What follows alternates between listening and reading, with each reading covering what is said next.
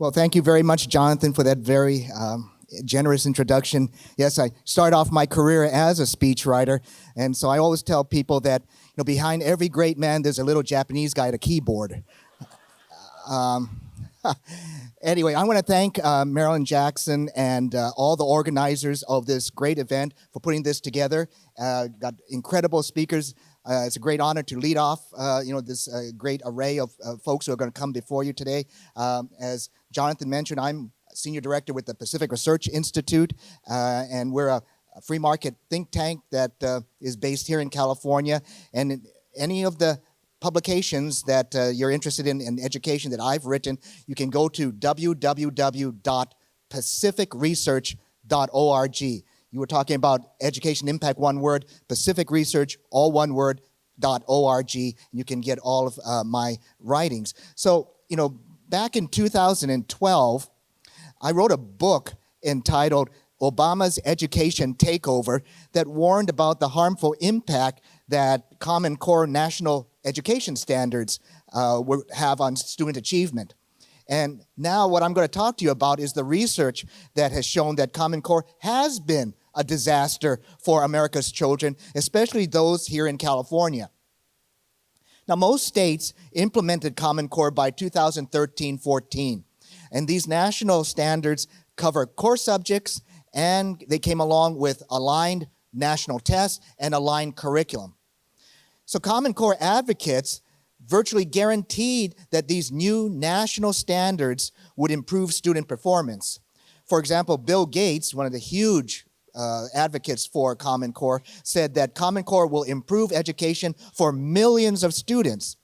Yet, as I pointed out, such claims made no sense because the Common Core standards were actually weaker than California's previous existing state standards. So I'll give you some examples. Specifically, California's previous state math standards, which were adopted in 1997, pushed students to take Algebra 1 in the 8th grade, and that was similar to requirements in South Korea, Singapore, and other high-performing countries. Under California's state math standards, that 1997 state math standards, the proportion of 8th graders now taking Algebra 1 rose from just 16% in 1999, 67% in 2013. And the biggest beneficiaries were low-income and minority students whose rate of success in algebra just skyrocketed. Importantly, why is it important to take Algebra 1 in the 8th grade? Because it allows you to take calculus by the time you're a senior.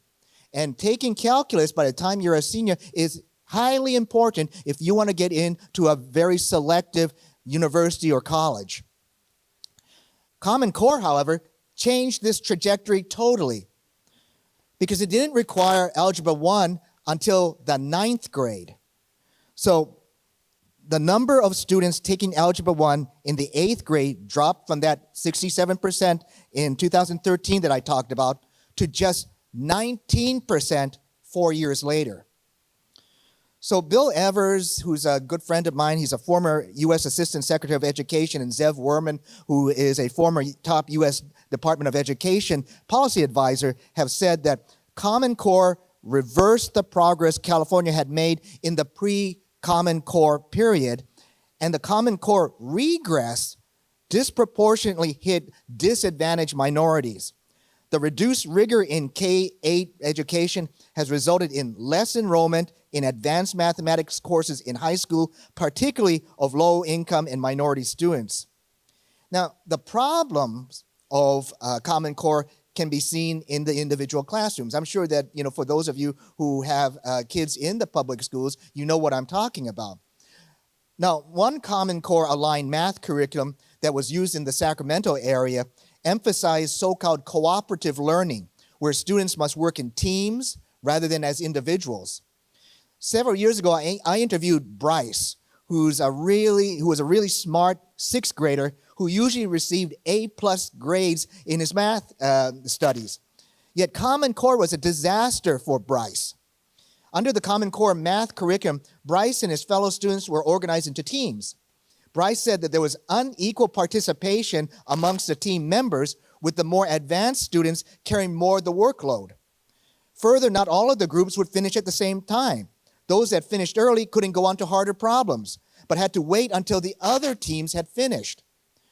Under the teamwork method, the class usually didn't finish the math lessons in time.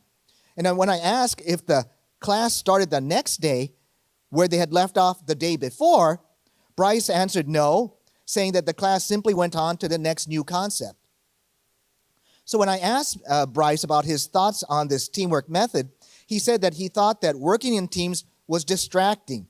Different ideas were talked about at the same time. There was too much noise from other groups. And worst of all, much of the conversations were not about math. Well, surprise, right? You're talking about sixth graders. What are they going to be talking about if they had their choice, So anyway, whereas his previous math curriculum allowed him to do math at his own pace, so he was doing 8th grade math while he was in the 5th grade, he had to now spend a lot of time explaining his answers instead of speeding along, and he had to go at the same pace as his team. So Common Core had a negative impact on Bryce's achievement. Bryce's mom told me that under Common Core, Bryce's grades in math fell for the very first time. So what happened to Bryce was happening to millions of kids here in California. And we see the evidence of this Common Core catastrophe in the test scores here in California. So a 2020 study by the Pioneer Institute found that after 6 years of implementation of Common Core in most states, the results of Common Core are remarkably poor. Using the data from there's a test called the National Assessment of Educational Progress, which is a national examination that most states will administer to their students. That study found that from 2003 to 2013, which is the year that Common Core was adopted, right? California's average annual math achievement gains before Common Core were actually substantial. Yet from 2013, when Common Core was adopted, to 2019, the story was much different. After Common Core, California's average math gains declined to almost nothing in grade 4 and actually fell at grade 8. Also, the Pioneer study found that while California's reading scores had been going up before Common Core, they declined substantially after Common Core. But perhaps worst of all, said that study, the test score declines are most acute for the students in the bottom half of the population, the student population. In other words, our most vulnerable students are paying the steepest price for this Common Core error. Now, the study concluded after 6 years of digging this hole, the most fervent Common Core advocates seem to believe that we should continue to dig deeper. Instead, we must ensure that reason prevails and that a different approach is considered. So what could be that different approach? Well, a study sponsored by the federal government analyzed reading scores for a selected group of states and concluded that student achievement would have improved more had the states continued with their old standards, thus reflecting the negative effects of the new Common Core standards. That's to say, it would have been better to never have adopted Common Core at all. Finally, Marilyn had asked me to say a few words about the New York Times 1619 project, which some of you may have heard about and been talked about a lot, for example, on Fox News. But it's a curriculum that wrongly argues that America was founded to protect slavery. I do want to just mention, though, that for California parents, there's a more immediate and bigger concern in a new mandatory ethnic studies curriculum that just today, was adopted by the State Board of Education. So Brett Stevens, who is a columnist for, of all things, the New York Times, recently wrote actually an excellent analysis of California's ethnic studies curriculum. He said that ethnic studies is not a way of exploring, much less celebrating, America's pluralistic society. Rather, it's an assault on it. According to Stevens, ethnic studies is less an academic discipline than it is the recruiting arm of a radical ideological movement masquerading as mainstream pedagogy. From the opening pages, this is what Stevens says, from the opening pages of California's model curriculum, students are expected not just to challenge racist, bigoted, discriminatory, imperialist, colonial beliefs, but to critique empire building in history and connect ourselves to past and contemporary social movements that struggle for social justice. And Stevens says that what California's ethnic studies model curriculum is doing is not education. It's indoctrination.